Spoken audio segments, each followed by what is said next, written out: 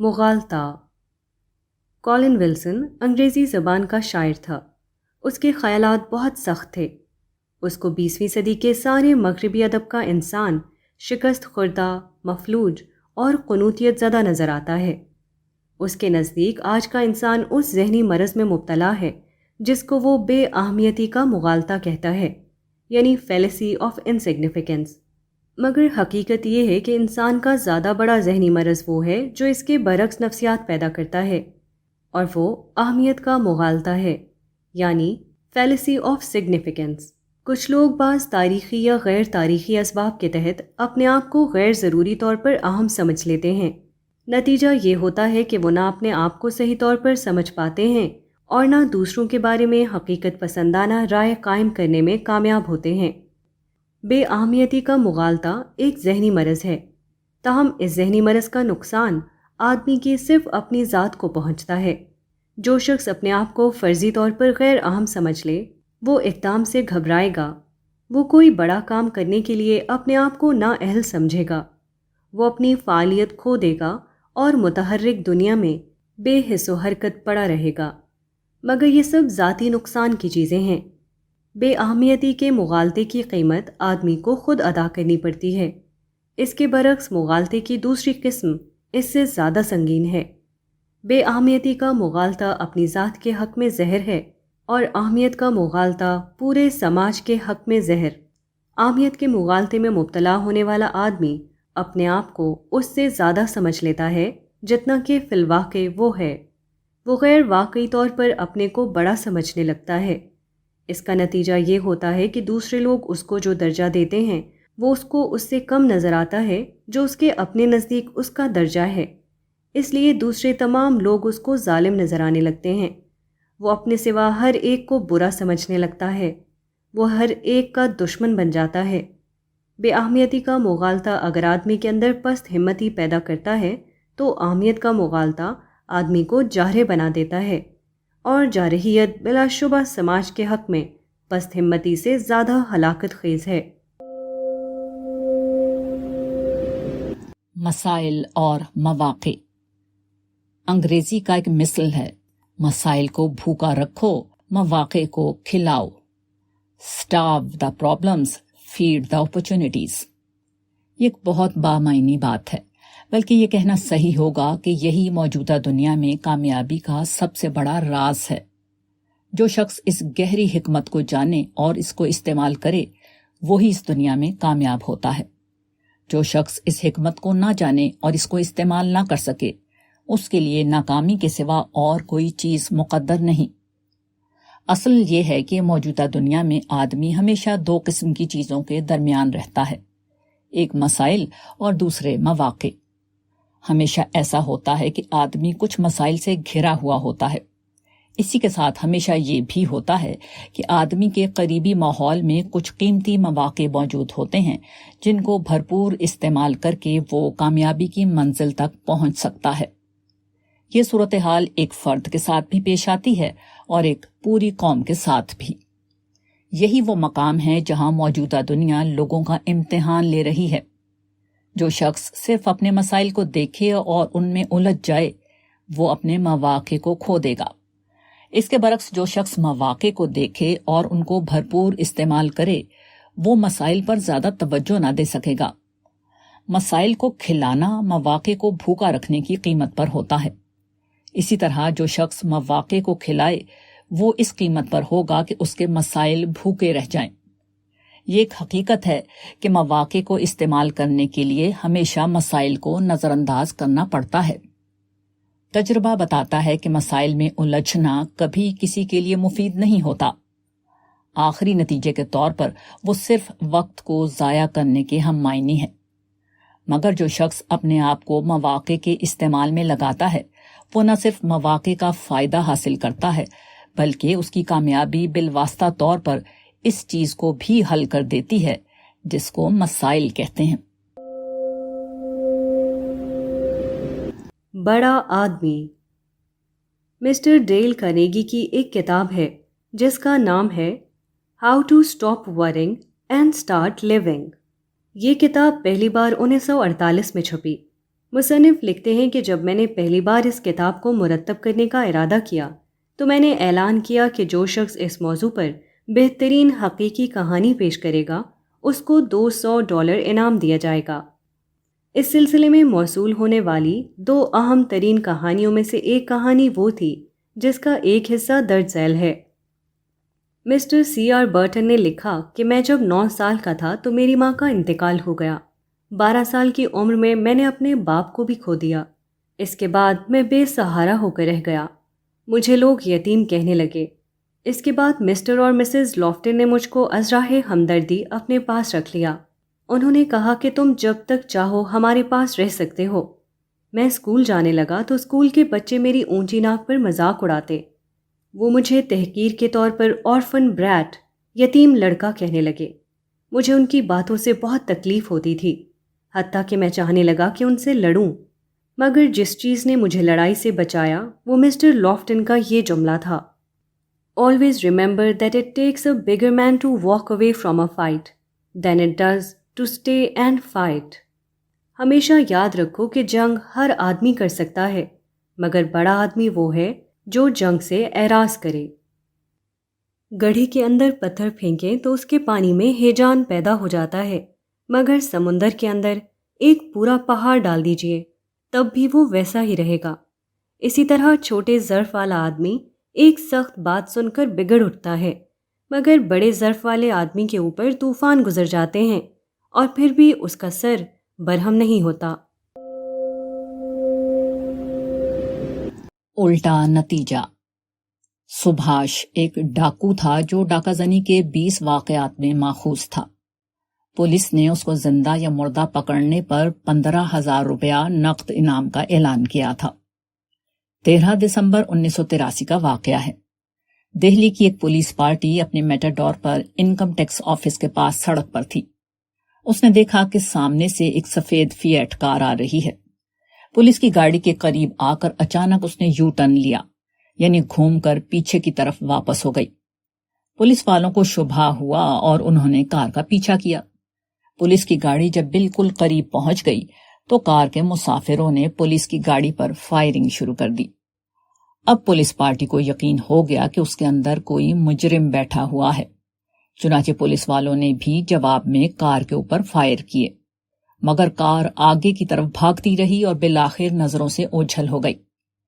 تاہم اسی شام کو شاہدرہ ہسپتال کے قریب ایک لاش سڑک پر پڑی ہوئی ملی۔ یہ مذکورہ ڈاکو سبھاش کی لاش تھی۔ پولیس کی گولیوں سے زخمی ہو کر وہ جلد ہی مر گیا تو اس کے بقیہ 4 ساتھیوں نے اس کو کار سے نکال کر باہر سڑک پر پھینک دیا اور خود آگے کی طرف روانہ ہو گئے۔ یہ ایک مثال ہے جس سے اندازہ ہوتا ہے کہ کبھی بچاؤ کا اقدام الٹا پڑتا ہے۔ سفید کار والے اگر معمول کے مطابق اپنے راستے سے گزر گئے ہوتے تو ممکن تھا کہ وہ پولیس کی زد سے بچ جاتے، مگر جب انہوں نے اپنے بچاؤ کے لیے جارحانہ اقدام کیا تو وہ ہلاکت کے منہ میں جا پڑے۔ اس دنیا میں ہر آدمی کی سوجھ بوجھ کا امتحان لیا جا رہا ہے۔ جن لوگوں کا حال یہ ہو کہ وہ جس مخالف چیز کو دیکھیں اس سے لڑنے کے لیے آمادہ ہو جائیں، وہ اس دنیا میں کبھی کامیاب نہیں ہو سکتے۔ اس دنیا میں کامیاب ہونے کے لیے کبھی مقابلہ کرنا ہوتا ہے اور کبھی اعراض کرنا پڑتا ہے، کبھی سامنے کی سڑک سے چلنا ہوتا ہے اور کبھی ضرورت ہوتی ہے کہ آدمی دائیں یا بائیں سے کترا کر آگے بڑھ جائے۔ یہ دنیا ہوش مندی کا امتحان ہے۔ یہاں وہی شخص کامیاب ہوتا ہے جو اس نازک امتحان میں پورا اترے۔ کامیابی کا راز یہاں ہے۔ یہ مدراس کا واقعہ ہے۔ سمندر کے ساحل پر 2 نوجوان نہا رہے تھے۔ دونوں دوست تھے اور تیراکی اچھی جانتے تھے۔ وہ پانی کے اوپر بھی تیرتے اور ڈبکی لگا کر پانی کے اندر بھی دور تک نکل جاتے۔ دونوں تیرتے ہوئے دور تک چلے گئے۔ اس کے بعد موجوں کا ایک تھپیڑا آیا۔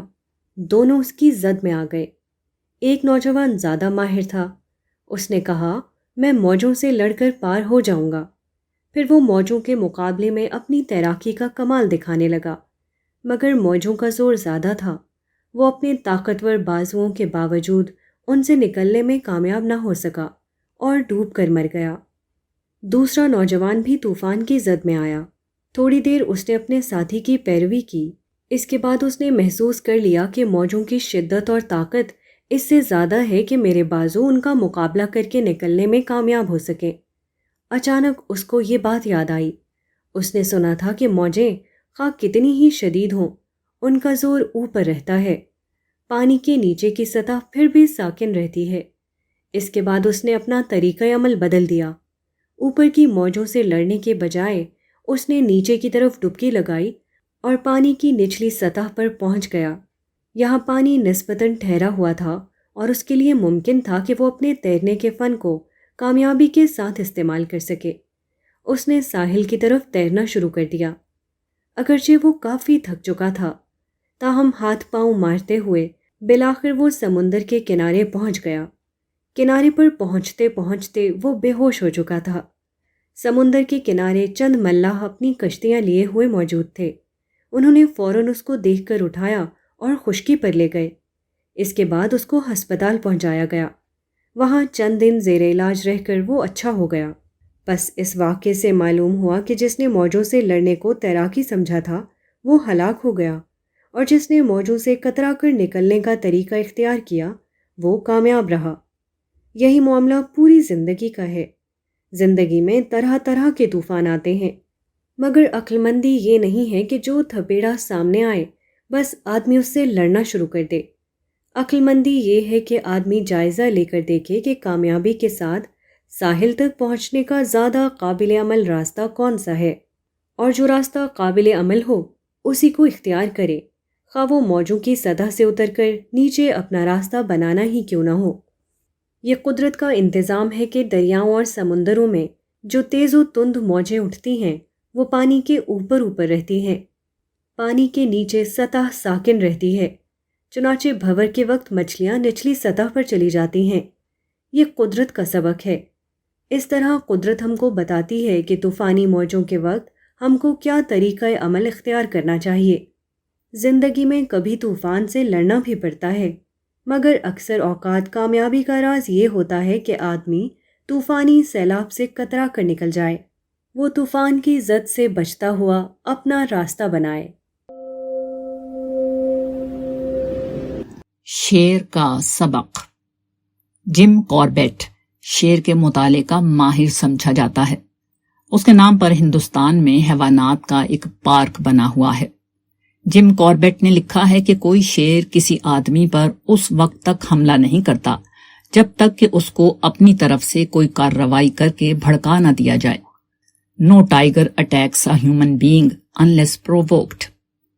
جو لوگ جنگل کے علاقوں میں رہتے ہیں وہ جانتے ہیں کہ اگر کبھی ان کا سابقہ شیر سے پڑ جائے تو اس میں خطرے کی کوئی بات نہیں ہے، کیونکہ شیر اپنا راستہ چلتا ہوا گزر جائے گا، بشرط یہ کہ اس کو چھیڑا نہ جائے.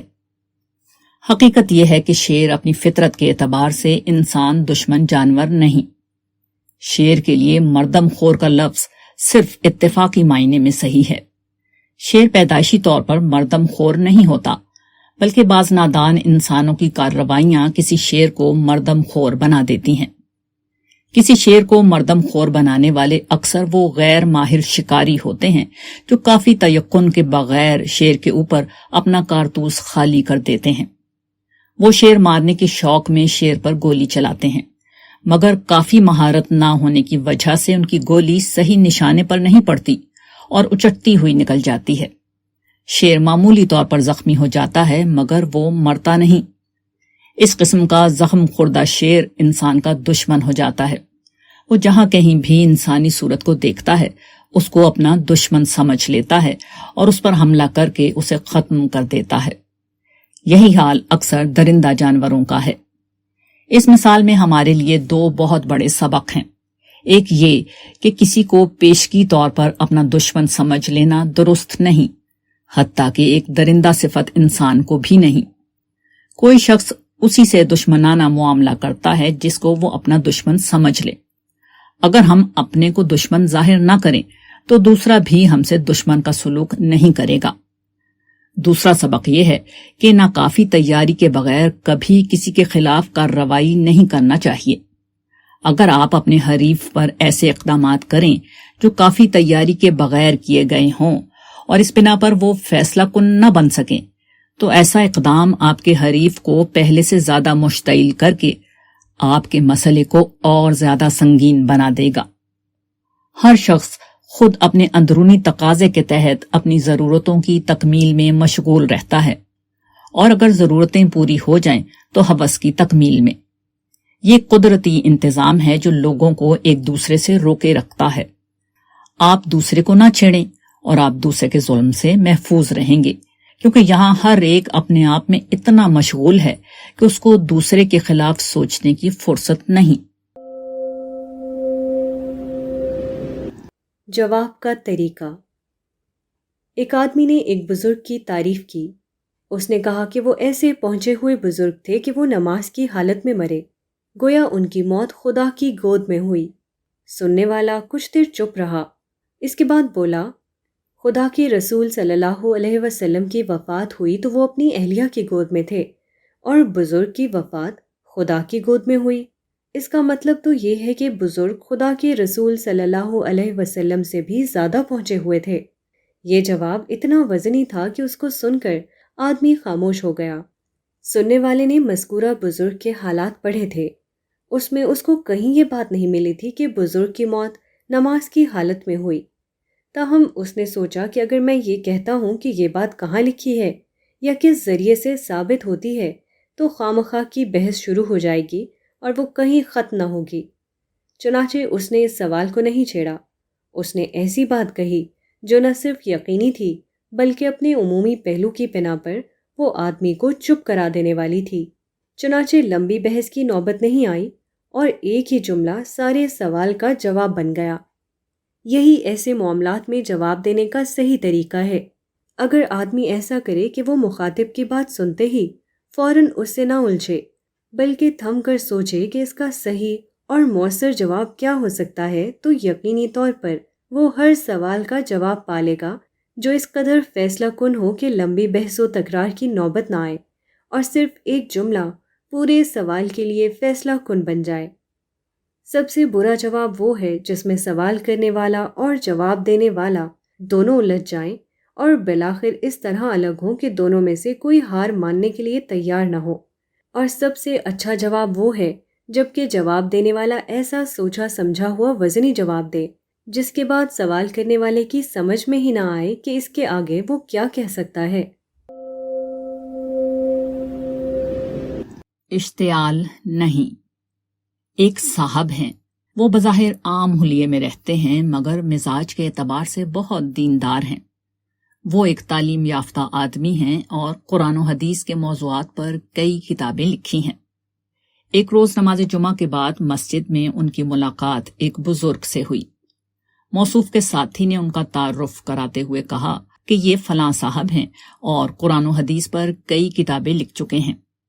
بزرگ نے موصوف کی طرف دیکھا تو انہوں نے پایا کہ وہ قمیض پہنے ہوئے ہیں، سر پر گاندھی ٹوپی ہے، داڑھی بھی ایک مشت کے ناپ سے کم ہے۔ بزرگ نے یہ دیکھ کر فرمایا، صورت سے تو ایسا معلوم نہیں ہوتا۔ بزرگ کی زبان سے یہ توہین آمیز تبصرہ سن کر موصوف کو غصہ آ گیا، تاہم انہوں نے برداشت کر لیا۔ وہ ایک لمحہ چپ رہے اور اس کے بعد بولے، آپ کا ارشاد بجا ہے، مگر اللہ تعالیٰ کبھی گناہ گاروں سے بھی اپنا کام لے لیتے ہیں۔ یہ ٹھنڈا جواب مذکورہ بزرگ کے لیے اتنا سخت ثابت ہوا کہ اس کے بعد وہ کچھ بول نہ سکے اور خاموشی کے ساتھ واپس چلے گئے۔ یہ ایک مثال ہے جس سے اندازہ ہوتا ہے کہ اشتعال کے وقت آدمی کو کیسا جواب دینا چاہیے۔ جب بھی کوئی آدمی آپ پر تنقید کرتا ہے، آپ کے خلاف کوئی سخت بات کہہ دیتا ہے، تو آپ کے بدن میں آگ لگ جاتی ہے۔ آپ چاہنے لگتے ہیں کہ اس کو بھسم کر دیں جس طرح اس نے آپ کو بھسم کیا ہے، مگر یہ طریقہ شیطانی طریقہ ہے۔ صحیح طریقہ یہ ہے کہ آپ اس کڑواہٹ کو پی جائیں۔ جو جھٹکا آپ پر لگا ہے اس کو آپ دوسروں کے اوپر ڈالنے کے بجائے خود اپنے آپ پر سہ لیں۔ جب آپ ایسا کریں گے تو آپ کو ایک نئی قوت حاصل ہوگی۔ آپ اس حکمت کو جانیں گے کہ کڑوے الفاظ کا جواب میٹھے الفاظ سے دینا زیادہ سخت جواب ہے۔ یہ ایک حقیقت ہے کہ اشتعال کے وقت جو شخص صبر کرے اور سوچ سمجھ کر بولے وہ زیادہ طاقتور انداز میں اپنی بات کہنے کے لائق ہو جاتا ہے۔ وہ اس قابل ہو جاتا ہے کہ مشتعل الفاظ کا جواب ٹھنڈے الفاظ سے دے، اور ٹھنڈک آگ کو زیادہ بجھانے والی ہے۔ وہ اس قابل ہو جاتا ہے کہ اپنے مخالف کو معاف کر دے، اور معاف کر دینا یقیناً سب سے بڑا انتقام ہے۔ جھگڑے سے بچ کر رہیں۔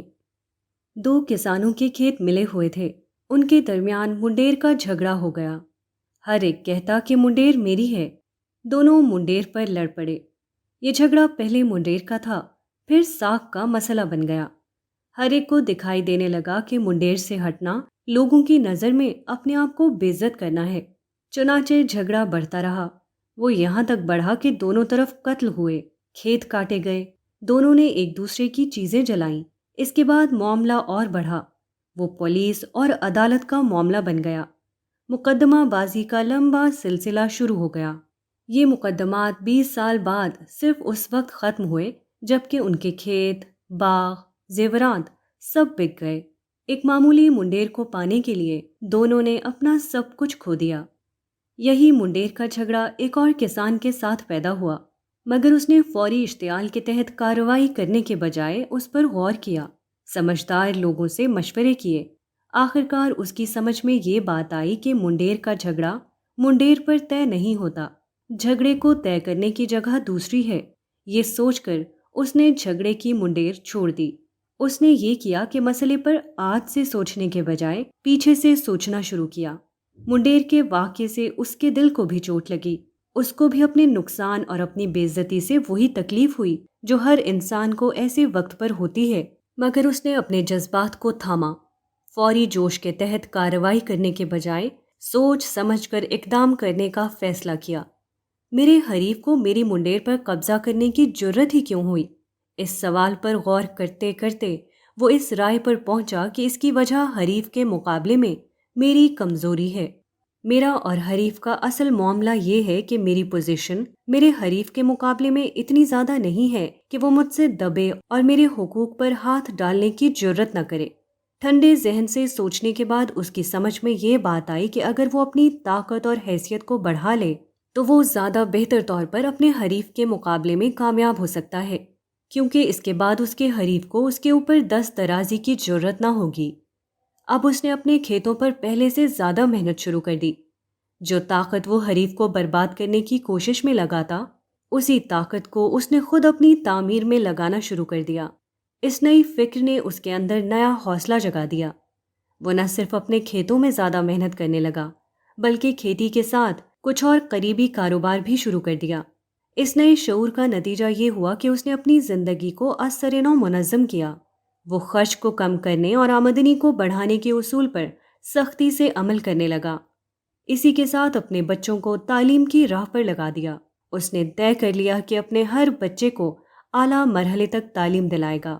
اس دوسرے شخص کو بھی اپنی کوششوں میں اسی طرح 20 سال لگ گئے جس طرح پہلے شخص کو 20 سال لگے تھے، مگر پہلے شخص کے لیے 20 سال بربادی کے ہم مانی تھے، جبکہ دوسرے شخص کے لیے 20 سال آبادی کے ہم مانی بن گئے۔ ان 20 سالوں میں اس کے بچے پڑھ لکھ کر اچھے عہدوں پر پہنچ چکے تھے۔ اس نے اپنی کھیتی اتنی بڑھا لی تھی کہ اس کے یہاں ہل بیل کے بجائے ٹریکٹر چلنے لگا تھا۔ جس کسان سے اس کا منڈیر کا جھگڑا ہوا تھا، اس کا وہ پورا کھیت اس نے منڈیر سمیت خرید لیا۔ جس آدمی نے منڈیر کا جھگڑا منڈیر پر طے کرنے کی کوشش کی، وہ تباہ ہو گیا۔ اس کے برعکس جس نے منڈیر کو چھوڑ کر دوسرے میدان میں مقابلے کی کوشش کی، وہ آخرکار نہ صرف منڈیر کا مالک بنا بلکہ حریف کا پورا کھیت اس کے قبضے میں آ گیا۔ بجلی کا بلب جلتے جلتے بجھ جائے یا پنکھا چلتے چلتے رک جائے تو ہم بلب کو توڑ کر انہیں دیکھتے یا پنکھے سے نہیں الجھتے، کیونکہ ہم جانتے ہیں کہ بلب بجھنے اور پنکھا بند ہونے کی وجہ ان کے اندر نہیں، ان کے باہر ہے، اور پھر جہاں خرابی ہو اس کو درست کر کے اپنے بلب اور پنکھے کو دوبارہ چلا لیتے ہیں۔ انسانی معاملات بھی اکثر اسی قسم کے ہوتے ہیں، مگر عجیب بات ہے کہ بلب اور پنکھے کے معاملے میں جو بات آدمی کبھی نہیں بھولتا، اسی بات کو انسانی معاملات میں ہمیشہ بھول جاتا ہے۔ آدمی کی یہ عام کمزوری ہے کہ جب بھی اس کی زندگی میں کوئی مسئلہ پیدا ہوتا ہے تو وہ اسی مقام پر اپنا سر ٹکرانے لگتا ہے جہاں مسئلہ پیدا ہوا ہے۔ حالانکہ اکثر حالات میں یہ ہوتا ہے کہ مسئلہ کہیں پیدا ہوتا ہے اور اس کی وجہ کہیں اور ہوتی ہے۔ حال کا ایک واقعہ اکثر ماضی کے کسی واقعے کا نتیجہ ہوتا ہے۔ ایک معاملے میں کسی کی زیادتی اکثر حالات میں کسی اور معاملے میں پائی جانے والی ایک صورتحال کے سبب سے وقوع میں آتی ہے۔ ایسی حالت میں بہترین عقل مندی یہ ہے کہ آدمی جائے وقوع پر سر نہ ٹکرائے، بلکہ اصل سبب کو معلوم کر کے بات کو وہاں بنانے کی کوشش کرے جہاں بات بگڑ جانے کی وجہ سے اس کے ساتھ وہ حادثہ پیش آیا ہے جس میں وہ آج اپنے آپ کو مبتلا پاتا ہے۔ ڈیگالزم۔ کبھی ایسا ہوتا ہے کہ قوم کو زندہ کرنے کے لیے فرد کو اپنے آپ کو ہلاک کرنا پڑتا ہے۔ موجودہ زمانے میں فرانس کے چارلس ڈی گال 1890 تا 1970 نے اس کی شاندار مثال پیش کی ہے۔ ڈی گال دسمبر 1958 میں فرانس کے صدر منتخب ہوئے۔ اس وقت افریقہ میں فرانس کے تقریباً 1 درجن مقبوضات تھے جن میں آزادی کی تحریک چل رہی تھی۔ خاص طور پر الجیریا میں یہ تحریک بہت شدت اختیار کر چکی تھی۔ فرانس نے اس کو کچلنے کے لیے تقریباً 25 لاکھ آدمی قتل کر دیے۔ اس کے باوجود الجیریا میں آزادی کی تحریک دبتی ہوئی نظر نہیں آتی تھی۔ یہ صورتحال چارلس ڈی گال کے لیے سخت تشویشناک بن گئی۔ انسائکلوپیڈیا بریٹینیکا کے الفاظ میں الجیریا کی جنگ کے مسائل ان کے لیے اس میں روک بن گئے کہ وہ مستقبل کی مثبت پالیسیوں کے بارے میں نقشہ بنانے سے زیادہ کچھ کر سکیں۔ فرانس اپنے افریقی مقبوضات کو فرانس کا صوبہ کہتا تھا۔ وہ ان کی زبان اور کلچر کو اس حد تک بدل دینا چاہتا تھا کہ وہاں کے باشندے اپنے آپ کو فرانسیسی سمجھنے لگے، مگر یہ منصوبہ فرانس کے لیے بہت مہنگا پڑا۔ عملاً یہ ممالک فرانس کا صوبہ نہ بن سکے اور اس غیر حقیقت پسندانہ کوشش نے خود فرانس کو ایک کمزور ملک بنا دیا۔ فرانس کی تمام بہترین طاقت مقبوضہ ممالک میں آزادی کی تحریکوں کو دبانے اور کچلنے میں استعمال ہونے لگی اور فرانس نے یورپ کی ایک عظیم طاقت ہونے کی حیثیت کھو دی۔ سب سے بڑا نقصان یہ تھا کہ افریقہ پر قبضہ کرنے کی کوشش میں فرانس ایٹمی دوڑ میں پیچھے ہو گیا۔ انسائکلوپیڈیا بریٹینیکا کے مقالہ نگار نے لکھا ہے کہ چارلس ڈی گال نے محسوس کیا کہ نوآبادیاتی جنگ لڑنے کی کوشش فرانس کے لیے اس میں مانع ہو گئی ہے کہ وہ ایٹمی ہتھیار تیار کرے۔ چنانچہ ڈی گال نے الجیریا کو آزاد کر دیا اور اس کے بعد مضبوط ایٹمی طاقت کو وجود میں لانے کی کوشش شروع کر دی جو فرانس کی عظیم حیثیت کے لیے نئی بنیاد بن سکے۔ ڈی گال نے معاملے کو قومی ساکھ یا ذاتی قیادت سے الگ ہو کر دیکھا۔ ٹھنڈے دل سے سوچنے کے بعد وہ اس رائے پر پہنچے کہ اس مسئلے کا حقیقت پسندانہ حل صرف ایک ہے، اور وہ یہ کہ افریقی مقبوضات کو آزاد کر دیا جائے۔ تاہم فرانس کے لیے یہ کوئی معمولی بات نہ تھی۔ یہ فرانس کے قومی وقار کا مسئلہ تھا، اور قومی وقار ایسی چیز ہے کہ قومیں لڑ کر ہلاک ہو جاتی ہیں مگر وہ اپنے وقار کو کھونا برداشت نہیں کرتی۔ یہ یقینی تھا کہ جو شخص اس معاملے میں قومی وقار کے خلاف فیصلہ کرے گا وہ فرانس میں اپنی مقبولیت کو یکسر ختم کر دے گا۔ تاہم ڈی گال نے یہ خطرہ مول لے لیا۔ انسائکلوپیڈیا بریٹینیکا کے الفاظ میں ڈی گال نے الجیریا کے مسئلے کو اس وقت حل کر دیا جبکہ ان کے سوا کوئی دوسرا شخص اس کو حل نہیں کر سکتا تھا۔ جنرل ڈی گال نے اس کے بعد الجیریا کے لیڈروں کو گفت و شنید کی دعوت دی۔ اس گفت و شنید کا فیصلہ عین منصوبے کے تحت الجیریا کے حق میں ہوا، یعنی حکومت فرانس اس پر راضی ہو گئی کہ الجیریا میں ریفرینڈم کرایا جائے اور لوگوں سے پوچھا جائے کہ وہ فرانس کی ماتحتی پسند کرتے ہیں یا آزاد ہونا چاہتے ہیں۔ ریفرینڈم ہوا۔ پیشگی انداز کے مطابق الجیریا کے باشندوں نے آزاد الجیریا کے حق میں اپنی رائے دی اور اس کا احترام کرتے ہوئے حکومت فرانس نے جولائی 1962 میں الجیریا کی آزادی کا اعلان کر دیا۔ اس کے نتیجے میں چارلس ڈی گال پر سخت تنقیدیں ہوئیں، ان کے اوپر قاتلانہ حملے کیے گئے۔ اس کے بعد عوام کے دباؤ کے تحت ڈی گال نے فرانس میں ایک ریفرینڈم کرایا جس میں ڈی گال کو شکست ہوئی۔ بالآخر انہوں نے 28 اپریل 1969 کو صدارت سے استعفیٰ دے دیا۔ 9 نومبر 1970 کو ان پر دل کا دورہ پڑا اور ان کا انتقال ہو گیا۔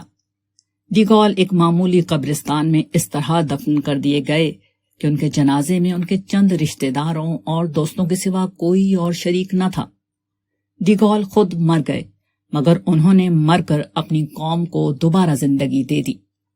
ڈیگول کے اس واقعے سے اگر ڈیگولزم کی اصطلاح بنائی جائے تو یہ کہا جا سکتا ہے کہ ڈیگولزم اپنی قیادت کی قیمت پر قوم کو بچانا ہے۔ برٹینیکا کے الفاظ میں ڈیگول تنہا شخص تھے جن میں یہ حوصلہ تھا کہ وہ ایسے نازک فیصلے لے سکیں جن سے سخت قسم کے سیاسی اور شخصی خطرات وابستہ ہوتے ہیں۔ ڈیگولزم قومی زندگی کا راز ہے، مگر بہت کم ایسا ہوتا ہے کہ کسی قوم کو ایک ڈیگول حاصل ہو جائے۔